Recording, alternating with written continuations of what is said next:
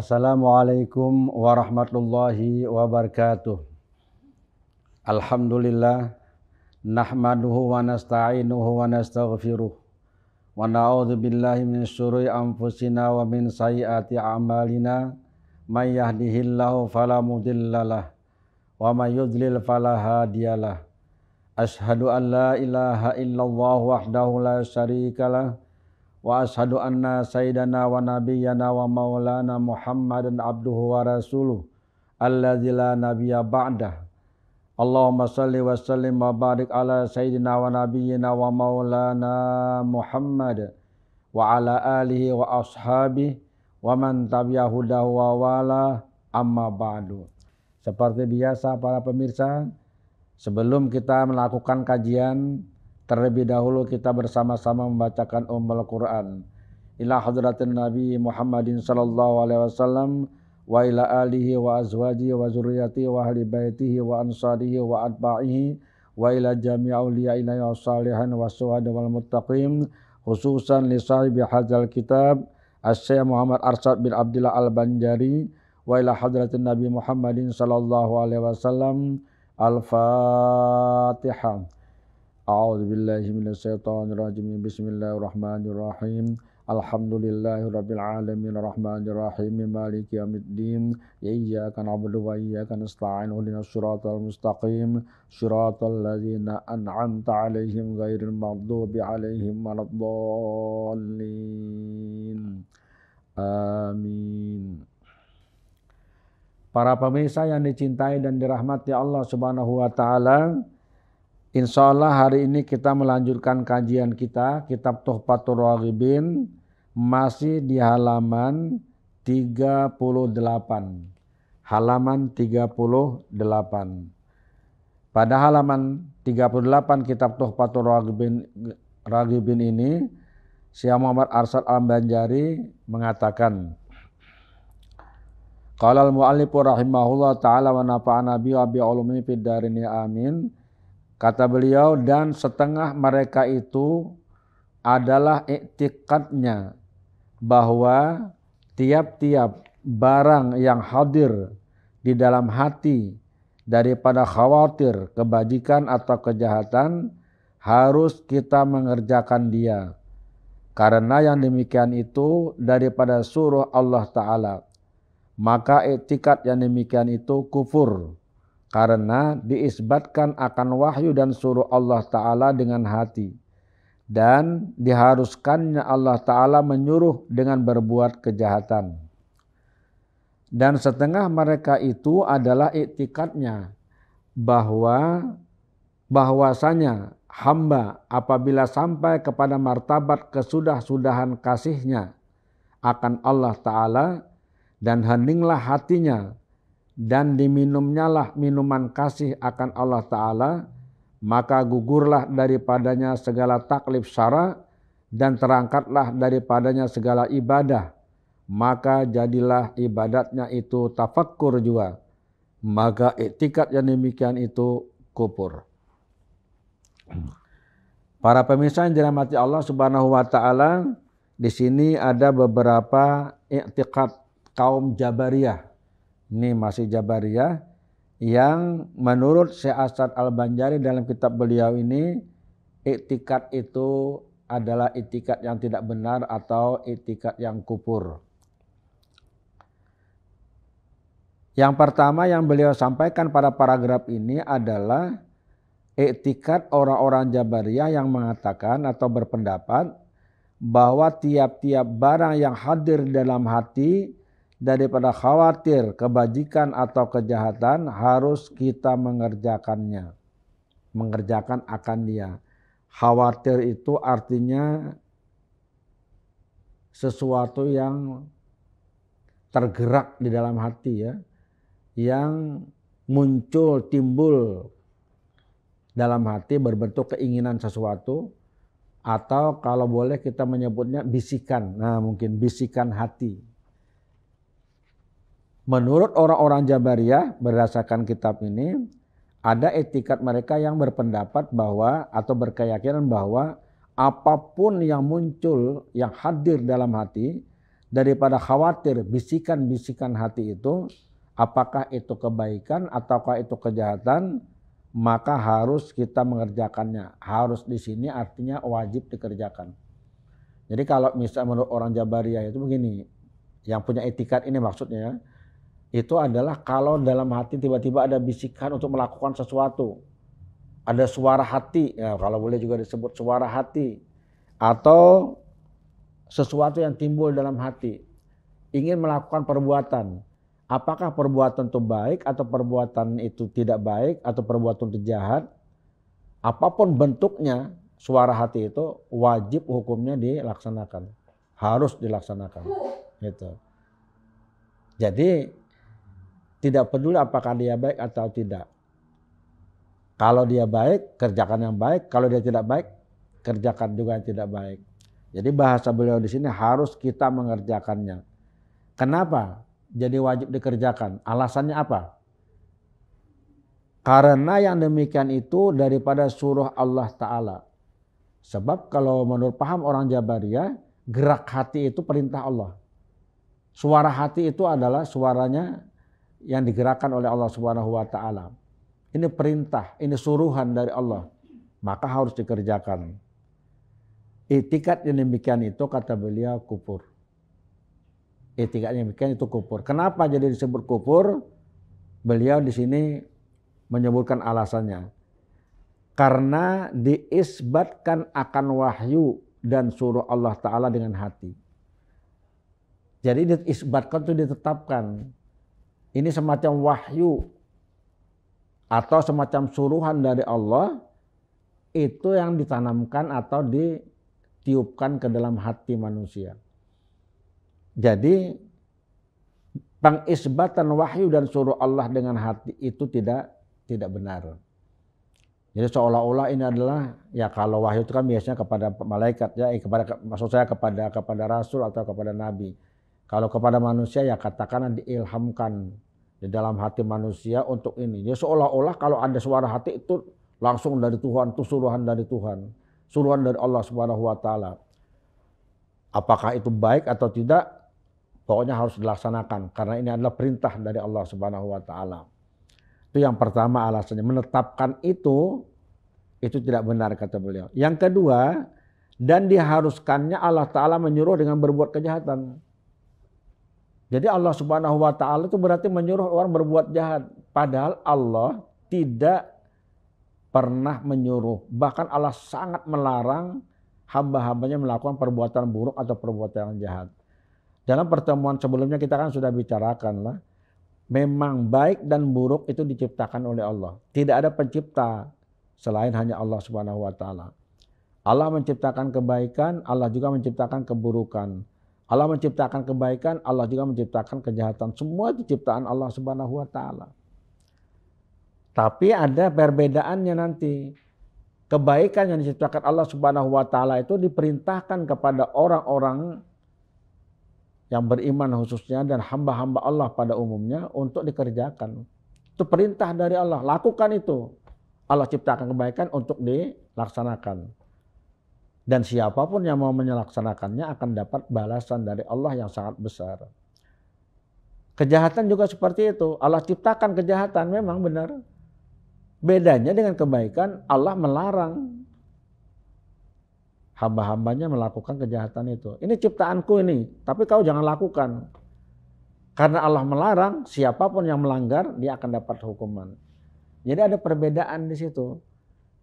Nah, ketika etikat orang Jabariyah seperti ini, bahwa setiap ada bisikan hati, suara hati, atau gerak di hati untuk mengerjakan sesuatu walaupun buruk itu dari Allah, berarti dia menetapkan bahwa Allah lah yang menyuruh berbuat kejahatan. Padahal Allah tidak pernah menyuruh hambanya berbuat jahat.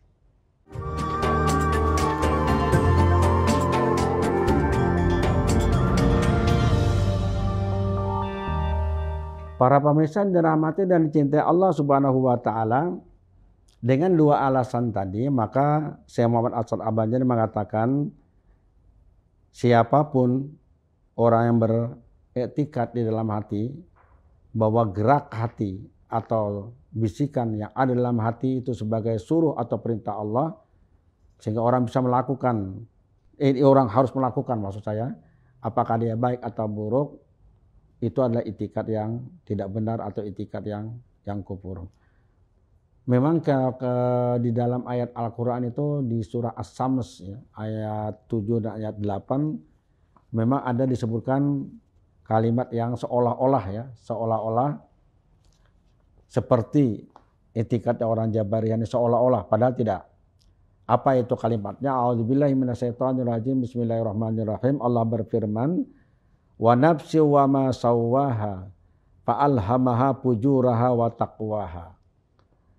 Dan demi jiwa beserta penyempurnaan ciptaannya, maka Allah mengilhamkan kepada jiwa itu jalan kefasikan, fujur, wa taqwaha, dan jalan ketakwaannya. Jadi memang Allah yang mengilhamkan, ini jalan yang baik, ini jalan yang buruk, ini yang fujur, yang jahat, ini yang takwa, yang bagus. Semuanya memang Allah yang mengilhamkan kepada jiwa manusia. Tapi yang dimaksudkan di sini adalah Allah memberikan jalan kepada umat manusia dan menunjukkan ini jalan yang benar, ini jalan yang tidak benar. Ini yang fujur, ini yang takwa, ini yang baik, ini yang tidak baik, dan seterusnya. Supaya manusia itu bisa mengambil keputusan mana yang dia ambil. Tidak diartikan misalnya bahwa ketika Allah mengilhamkan yang fujur dan yang baik, maka semua wajib dikerjakan. Tidak. Ilham di sini artinya Allah menunjukkan, memberikan kemampuan kepada umat manusia untuk melihat, mendengar, memahami, dan mengetahui ini jalan yang fujur, yang tidak baik, ini jalan yang takwa, ini yang baik. Baru kemudian Allah perintahkan pada ayat-ayat lain orang mengerjakan yang baik dan meninggalkan perbuatan yang tidak baik.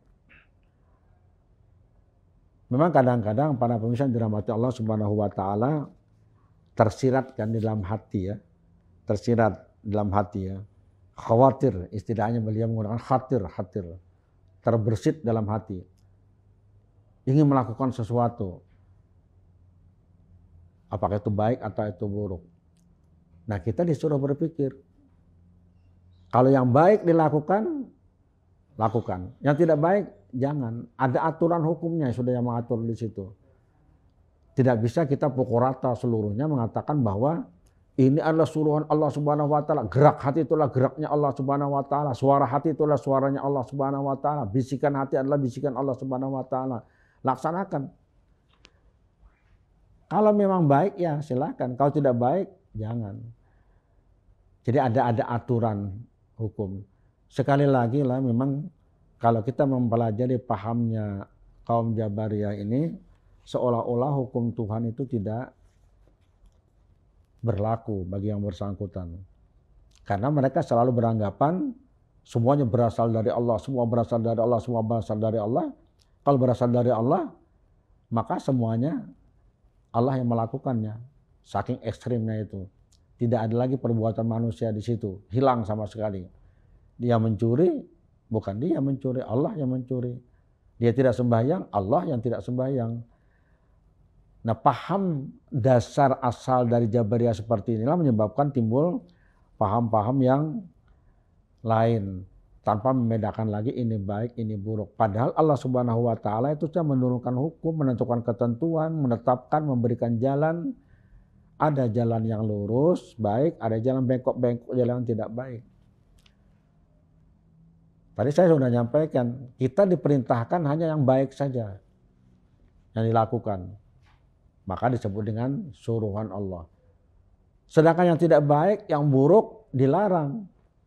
Maka kewajiban umat Islam adalah melaksanakan yang diperintahkan Allah dengan segenap kemampuannya dan meninggalkan perbuatan yang dilarang Allah Subhanahu wa taala dengan segenap kemampuannya. Orang macam inilah yang disebut dengan orang yang muttaqin. Jadi orang takwa itu adalah orang yang melaksanakan perintah Allah dan menjauhi larangan-larangan Allah Subhanahu wa taala. Itu yang disebut dengan orang yang muttaqin. Tidak bisa kita misalnya mengatakan baik atau buruk sama saja. Tidak bisa. Allah sudah membedakan ini baik, ini buruk. Yang baik diperintahkan dilakukan, yang buruk dilarang. Jadi kalau ada bisikan hati ingin misalnya melakukan kejahatan, wah ini suruh Allah, tidak apa-apa laksanakan saja. Karena Allah sudah mengilhamkan dalam hati kita untuk melakukan ini. Tidak boleh. Itikat semacam ini kata beliau adalah itikat yang kufur. Para misalnya dirahmati Allah Subhanahu wa taala, gerak hati, suara hati itu memang kadang-kadang muncul ya dengan tiba-tiba selintas terhatar dalam hati kita ingin sesuatu. Tapi kita tetap mempertimbangkan, kita tetap memperhitungkan apakah gerak hati atau suara hati itu membawa kepada kebaikan atau tidak. Kalau memang dia membawa kebaikan, tafadhol silakan. Tapi kalau tidak, jangan. Ada orang berpendapat yang namanya suara hati itu kan dari yang tidak baik, baik semua. Belum tentu.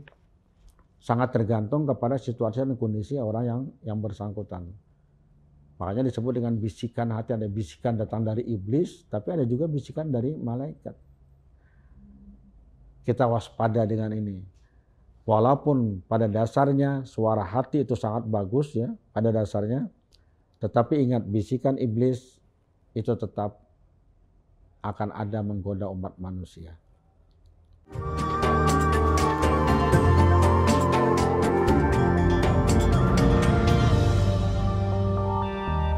Para pemirsa yang dirahmati Allah Subhanahu wa taala, kita lanjutkan satu lagi yang sudah kita baca tadi.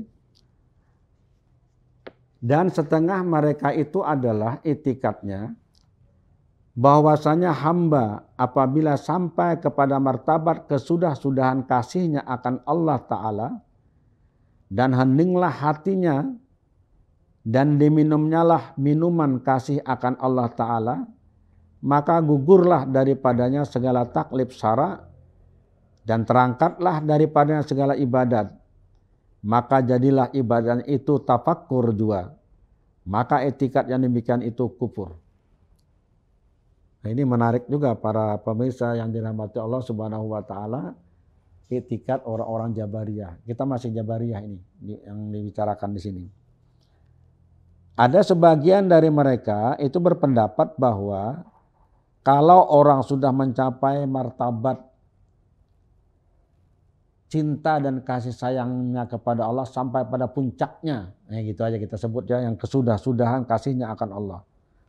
Heninglah hatinya, jadi hatinya itu sudah hening, bersih ya, dengan kecintaannya kepada Allah Subhanahu wa taala. Dan diminumnyalah minuman kasih akan Allah Subhanahu wa taala. Wah, ini istilah beliau ini, diminum cinta kasih sayang kepada Allah itu, maka gugurlah daripada segala taklif syara. Kalau sudah sampai puncak kecintaan kepada Allah Subhanahu wa taala, maka menurut pendapat ini semua kewajiban, semua taklif itu maksudnya beban. Syara itu ketentuan dari Allah. Jadi semua taklif syara, beban-beban yang dibebankan kepada orang-orang beriman yang mukallaf itu sudah gugur. Tidak ada kewajiban apapun lagi yang dilakukan. Sehingga kewajiban sembahyang, kewajiban puasa, kewajiban zakat, kewajiban haji, semua tidak ada. Karena sudah gugur semuanya. Dan terangkatlah daripada segala ibadat. Terangkat di sini maksudnya tidak perlu dikerjakan lagi. Sudah selesai seluruhnya. Maka jadilah ibadatnya itu tafakur juga. Oh, ada ibadatnya tapi tafakur. Jadi cukup orang ibadatnya sembahyang, diawali dengan takbir Allahu Akbar, diakhiri dengan Assalamualaikum warahmatullah. Dia tidak, cukup tafakur saja. Selesai semuanya. Nah, ini i'tikad kata beliau adalah i'tikad yang juga kufur.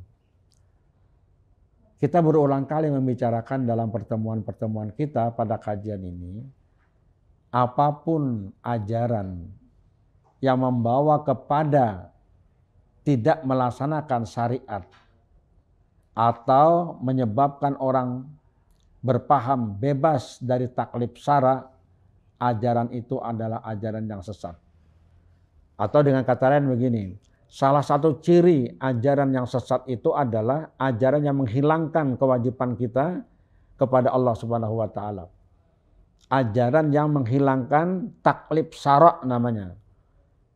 Karena taklif syara itu berarti hukum Tuhan, hukum Allah yang wajib dilaksanakan.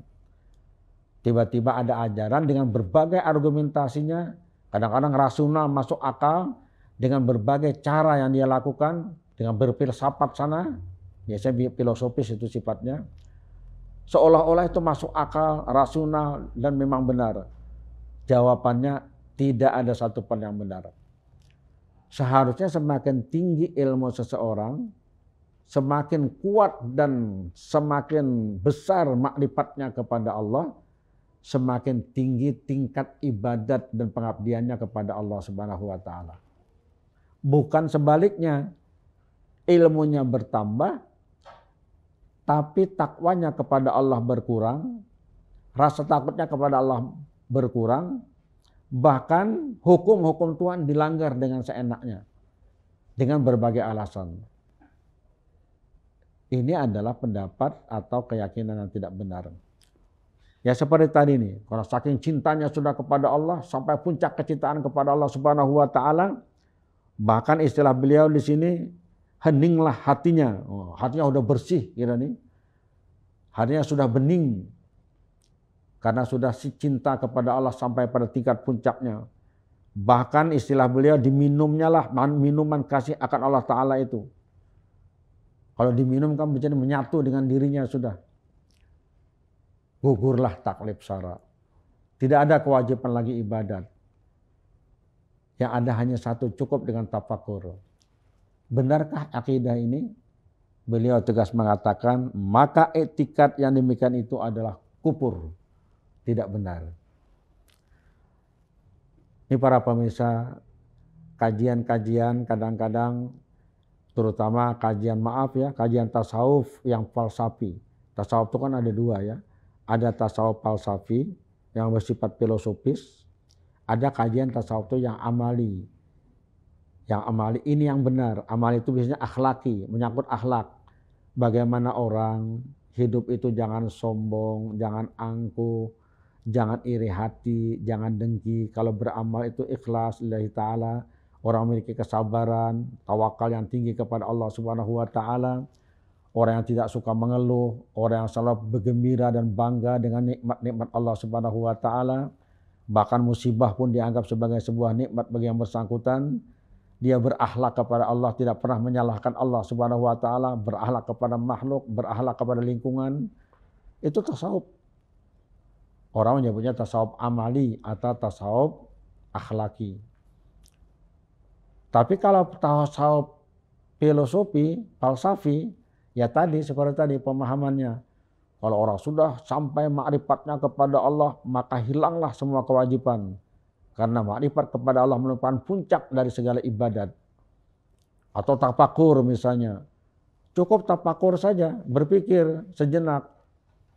Apalagi dikatakan berpikir satu saat lebih baik dari ibadat 60 tahun. Akhirnya cukup dengan tafakur, selesai. Nah ini bukan tasawuf yang bisa diterima. Ini bukan tasawuf yang benar. Tasawuf yang benar itu adalah tasawuf yang makin mendekatkan diri kepada Allah Subhanahu wa taala, bukan menjauhkan orang dari Allah Subhanahu wa taala. Seyogianya kalau tasawufnya tinggi, tingkat ibadatnya pun juga akan semakin tinggi. Contohnya begini. Ketika Allah Subhanahu wa taala berfirman dalam Al-Qur'anul Karim, a'udzubillahi minasyaitonirrajim, bismillahirrahmanirrahim, fawailul lil musallin alladzina hum an salatihim sahun. Celakalah orang-orang yang sembahyang, yaitu orang yang lalai dalam melaksanakan sembahyangnya. Apa maksudnya lalai di sini? Bagi kalangan ahli fikih, lalai di sini artinya sembahyang sampai keluar waktu. Ditunda-tunda sampai keluar waktunya. Katakanlah sembahyang zuhur. Sudah jam 3? Belum, nanti dulu sebentar lagi. 3:30? Belum, masih ada waktu sedikit. Sampai waktu asar? baru dia kerjakan. Maka orang itu sahun, celaka, karena dia mengerjakan di luar dari waktu yang ditetapkan. Ya seperti itu. Tapi bagi orang-orang tasawuf, sahun itu adalah orang yang lupa kepada Allah, lupa kepada siapa yang disembah. Sembahyang, tapi hatinya melayang kemana-mana. Nah, itu.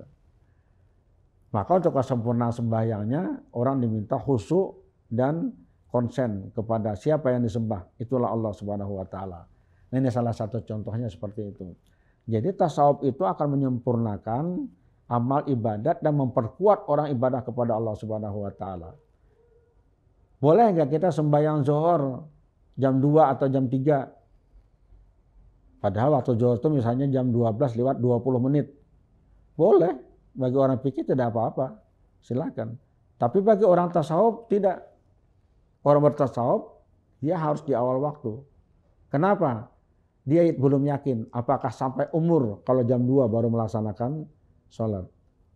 Waktu sholat sudah wajib, kalau dia tidak mengerjakan berarti dia berdosa kepada Allah Subhanahu wa Ta'ala. Maka dia harus di awal waktu. Ya kayak begini kira-kira para pemirsa yang dirahmati Allah Subhanahu wa Ta'ala. Ya di penghujung pertemuan ini seperti biasa kita berdoa kepada Allah, mudah-mudahan kita diberikan taufik dan hidayah untuk berbakti dan mengabdi kepada Allah dengan baik dan benar, sehingga tidak ada hari yang kita lewati kecuali adalah ibadat dan pengabdian kepada Allah Subhanahu wa Ta'ala. Ala hadzal niyyah wa likulli niyatin salihah wa ila hadratin Nabi Muhammadin sallallahu alaihi wasallam. Amin ya rabbal alamin. Bismillahirrahmanirrahim. Alhamdulillahirabbil alamin. Allahumma shalli wa sallim wa barik ala asyrafil anbiya'i wa mursalin sayyidina wa habibina wa qudwatina wa maulana Muhammadin wa ala alihi wa sahbihi ajma'in. Allahumma ighfir lana wa li walidina warhamhum kama rabbana shighara wa li jami'il muslimina wal muslimat wal mu'minina wal mu'minat al ahya'i minhum wal amwat bi rahmatika ya arhamar rahimin. Allahumma anfa'na bima 'allamtana wa 'allimna ma yanfa'una wa zidna ilma. Allahumma akhrujna min sulumatil wahmi wa akrimna bi nuril fahmi waftahna abwabal ilmi wa zina bil akhlaqil hasanah wa himi bi rahmatika ya arhamar rahimin. Rabbana atina fid dunya hasanatan wa fil akhirati hasanatan wa qina adzabannar. Wa sallallahu ala khalaqi sayyidina Muhammad wa ala alihi wa sahbihi ajma'in. Subhana rabbika rabbil izzati amma yasifun wa salamun ala mursalin walhamdulillahi rabbil alamin.